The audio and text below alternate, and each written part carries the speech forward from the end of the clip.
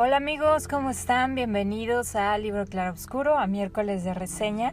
Y como les comenté la vez pasada, seguimos reseñando autores de la llamada generación perdida, autores estadounidenses que pues más o menos nacieron a finales de 1800 y pasaron a los 1900 y que son realmente escritores que les tocó vivir pues la guerra, la Primera Guerra, la Segunda Guerra, en fin, y que manifiestan en su obra pues referente a ello. La vez pasada les reseñé un libro de Fitzgerald, un cuento, y el día de hoy también vamos a tener una reseña de un pequeño escrito de Fitzgerald por un invitado especial. Pero yo quiero hablarles de Ernest Hemingway. Este hombre nació en 1899, murió en 1961, fue un novelista, también cuentista y periodista también. Su vida fue muy controversial. Era un hombre pues muy particular y de una personalidad pues también muy especial, y eso pues impactó su época. Vamos a en este caso a hablar de 4 de sus cuentos. Son pequeños, son muy breves, así que nos va a dar tiempo de hablar un poquito de los 4. Pero bueno, vamos a hablar un poquito sobre el estilo de Ernest Hemingway. Él lo catalogan más bien como minimalista, es decir, que escribe y habla lo necesario, no mucho más, no es exhaustivo, no es muy descriptivo, sino habla exclusivamente lo que es necesario. Y pues eso le valió para pues también un premio Nobel y para ser también inspiración de muchos escritores después, y también ser considerado pues por supuesto uno de los escritores grandes y pues muy reconocidos que tenemos del siglo y parte de esta generación perdida. El primer cuento del que vamos a hablar se llama Asesinos, donde precisamente su estilo minimalista pues sale a reducir de una forma importante. Este relato está construido a través de diálogos muy cortos que van creándonos pues una especie de expectativa, de suspenso. Nos está hablando, es un diálogo entre varias personas donde están hablando de algo, una situación que ellos conocen pero que tú como lector no la conoces, y pues estás como que siendo parte de ella, estás leyendo, te está creando una expectativa pues alta, bastante alta.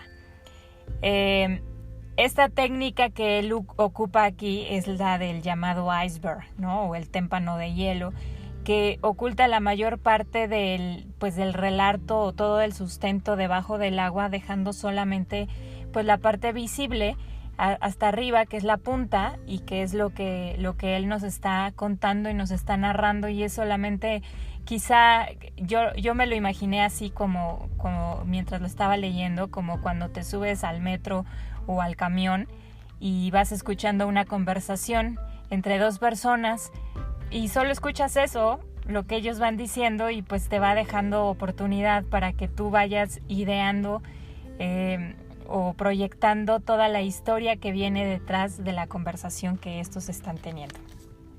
Este cuento está relatado en tercera persona, es decir, hay un narrador omnisciente. Bueno, ni siquiera hay un narrador como tal, ¿no? No es una descripción, sino es un diálogo que se va dando, pero de alguna forma se manifiesta esta tercera persona.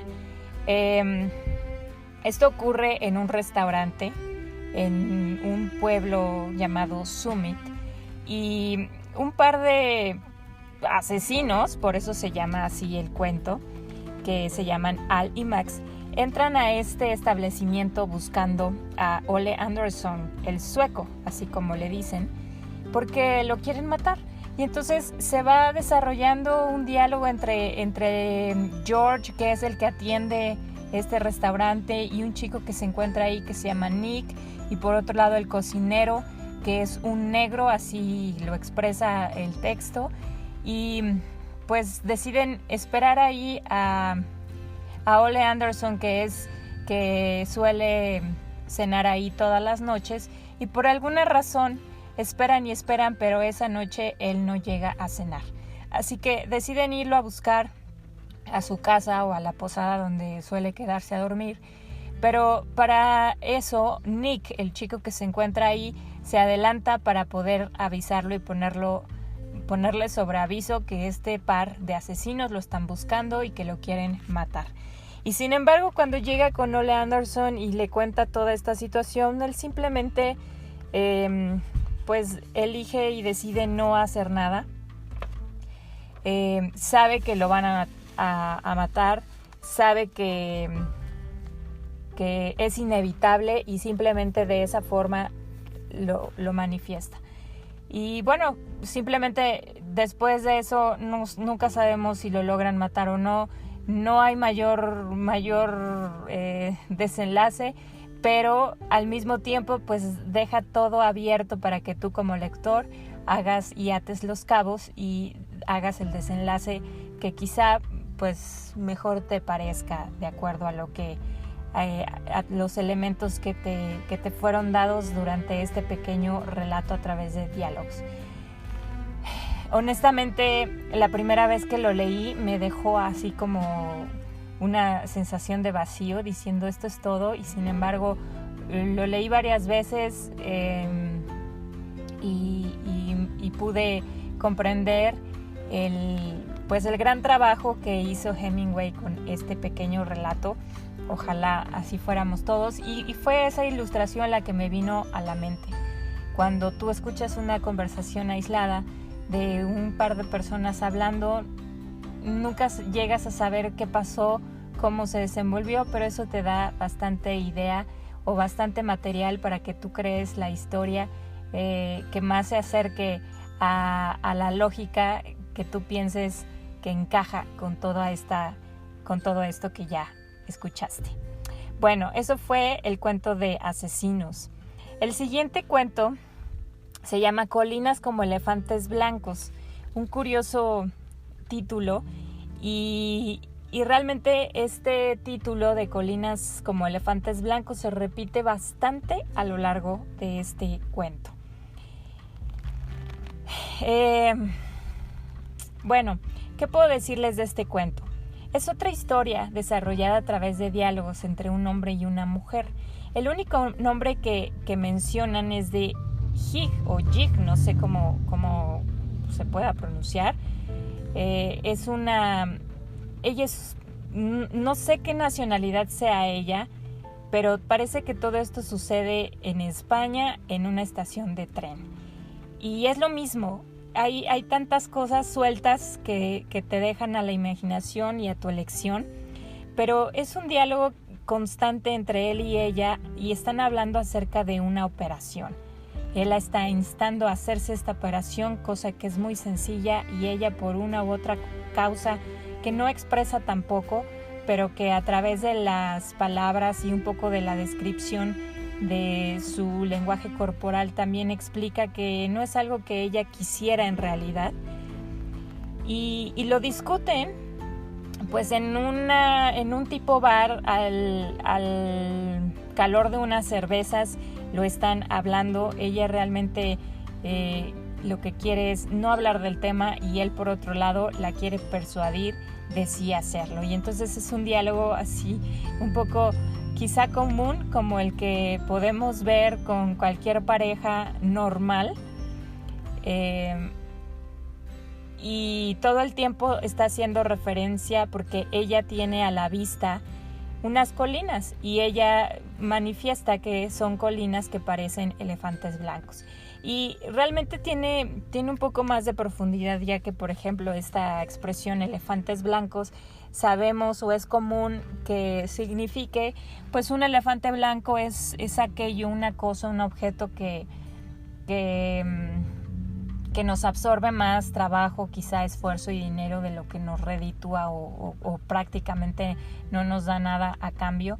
Y sin embargo, algunas personas elegimos tener elefantes blancos en nuestra vida, en nuestra casa o en nuestro garage o donde sea, y ella pues hace esta referencia a las colinas que tienen enfrente como elefantes blancos, pero también haciéndolo referencia al tema del que están hablando.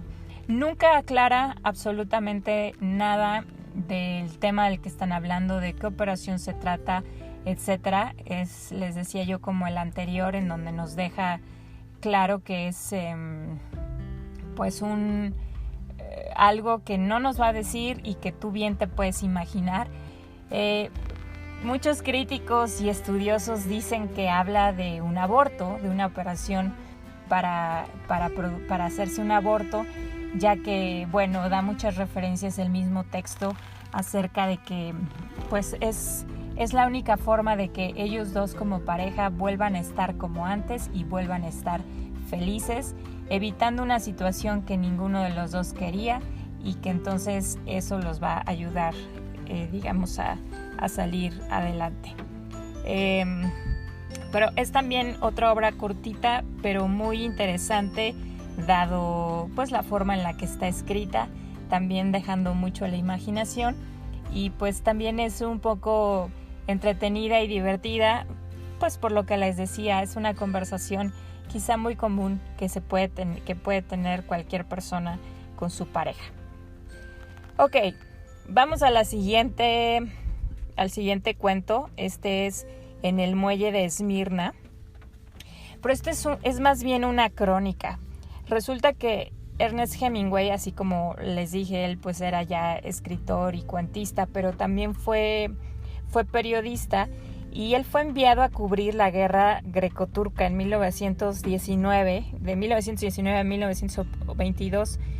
Viajó a Medio Oriente y es su propia experiencia de la guerra. Es algo que a él le tocó ver, y pues es prácticamente una crónica que él hace cuento, pero que pues realmente son hechos reales, y la relata, pues sí, como un espectador, no poniéndose del lado de uno u otro, de los griegos o de los turcos. Crea sus propios personajes, los cuales son reales, y él puede, pues, ¿cómo decirlo?, plasmar de una forma extraordinaria, y los mismos historiadores, algunos historiadores que también les tocó quizá documentar este hecho, pues pueden, o bueno, hacen comentarios de que es un relato bastante fiel de lo que ocurrió, pero visto desde un punto de vista muy especial, muy imparcial, y haciendo notar pues las cosas buenas, las cosas malas, las cosas extrañas, o simplemente las cosas que fue viendo de uno o de otro. Es un relato cortito. Aquí pues evidentemente está siendo narrado por el mismo Hemingway, el Hemingway que asistió en ese momento y que tomó parte de este hecho histórico. Y pues es una crónica muy interesante que yo les invito a buscar y a leer, y que seguramente les va a gustar la forma en la que está escrita, no necesariamente lo que está diciendo acerca de los hechos, cosa que pues hablando de Hemingway podemos pues asumir o intuir que lo hace de una forma bastante cruda, bastante directa, y no es nada poético, para nada, es algo pues manifestado de forma muy muy real.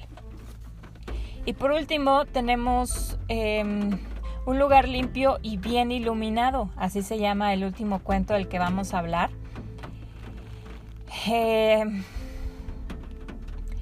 Pues este es un cuento un poco más igual, quizá un poco más profundo. O sea, en todos sus cuentos, aunque hablaba cosas muy, muy especiales, muy cortas, muy como al grano, también tienen su profundidad. Y en este cuento nos va a hablar acerca de la soledad, del significado. Cuando una vida no tiene un significado, un sentido de vivir, y entonces simplemente se dedica a existir, y hay una terrible y amarga soledad, que en este caso pues lo representa con un personaje. Es un anciano que está en un café solitario. Este café ya está por cerrar y sin embargo él se queda ahí en una sombra. Es además sordo, y entonces todo esto se va dando a través del diálogo entre dos camareros, uno joven que no le ve el chiste de estar ahí esperando, y otro camarero que es más bien más grande y que entonces sí, él sí puede entender, en este caso, pues al anciano que está ahí esperando, contemplando, simplemente pasando el tiempo solo. No se quiere ir, no tiene a dónde ir quizá, o a dónde tiene que ir no quiere estar. Entonces son todas estas reflexiones que van teniendo ambos, y hace mucha referencia a la nada así como tal cual, así expresado. Y suelen relacionar este relato con un poema de Borges, que también habla sobre el nulo significado de la vida y que también habla de la nada, y al final hay una referencia al Padre Nuestro y al Ave María, pero sustituido con la palabra nada, y que todo esto suma a la reflexión tan profunda que hace el camarero viejo acerca de todo este significado, o lo que le produce ver a este hombre anciano, pues así, pareciera que sin ninguna expectativa, sin ninguna aspiración, más bien esperando el momento de que algo suceda y acabe con su nula significado de existencia. Es otro gran cuento, mucho más entretenido, mucho más tradicional. Aquí sí hay narración y hay pues también diálogos, como él acostumbra, pero pues adentrándonos o profundizando en muchos temas y en muchas reflexiones. Entonces yo creo que también será otro de los cuentos que les gustará leer. Ahora vamos a escuchar este enlace.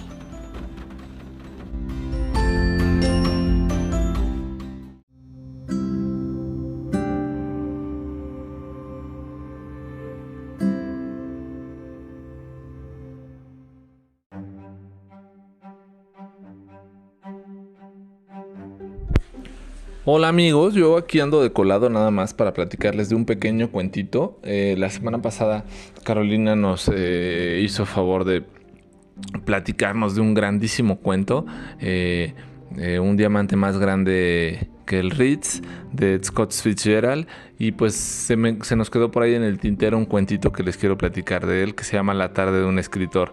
La verdad es que es un cuento muy pequeñito, de apenas 4 páginas, y en el cual narra cómo es la historia, o cómo es un poco la vida, o cómo se plasmó en este caso Fitzgerald en este cuento, y cómo este escritor deja con mucho pesar su apartamento para dar un pequeñísimo paseo. En este pequeñísimo paseo, que va a dar solamente es una tarde, prácticamente se despide de la criada como si fuera a hacer un viaje pues realmente largo, ¿no? Narra cómo sufre este escritor al tener que dejar y salir de su casa, y bueno, en algún momento el escritor rememora un cuento de un hombre que gana mucho dinero y pues tenía una grandiosa vida, ¿no? Que como este escritor de gran éxito tenía toda la vida y la calma de su vida misma, valga la expresión, para dedicarse solamente a escribir. Y pues recordemos que pues un poco la mujer de Fitzgerald era una mujer muy adinerada, y pues en este caso Fitzgerald siempre aspiró a tener grandes ingresos, ¿no? Esto también pues lo podemos ver reflejado un poco en la historia del Gran Gatsby, como Fitzgerald hace ver que el personaje principal, o Gatsby, pues es un nuevo rico, ¿no? Un nuevo rico pues realmente porque era contrabandista, ¿no? Pero pues nunca fue un rico como en este caso sí lo era Zelda Fitzgerald. Pues bueno, en este cuento también lo deja en evidencia como había un escritor que con todos sus ingresos tenía la calma del mundo para solamente dedicar a escribir, ¿no?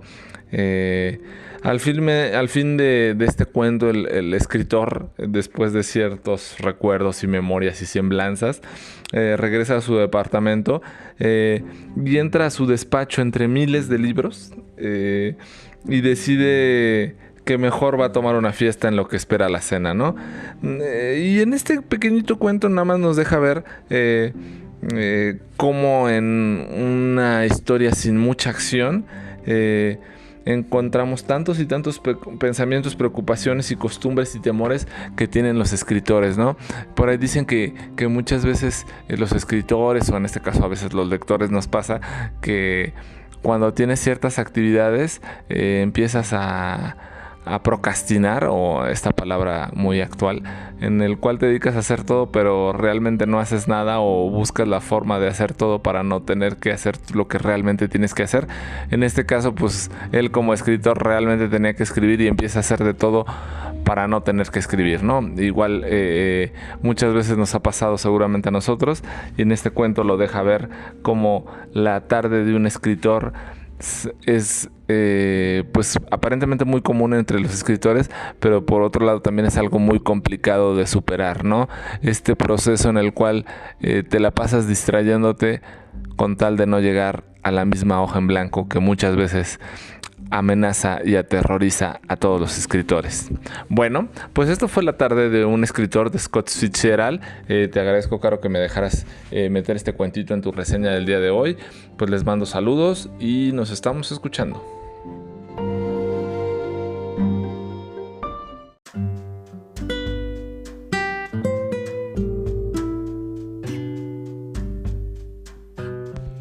Al contrario, muchas gracias a ti por sumarle a esta reseña del día de hoy. Y pues esa es nuestra propuesta del día de hoy. 4 cuentos pequeños de Ernest Hemingway y uno más de Fitzgerald. Así que ustedes deciden, ojalá quieran leerlos todos y que les gusten. Por supuesto, avísenos, compártanos si eligen leerlos y qué les parece. Y pues nos estamos escuchando el próximo miércoles en alguna hora del día. Hasta luego.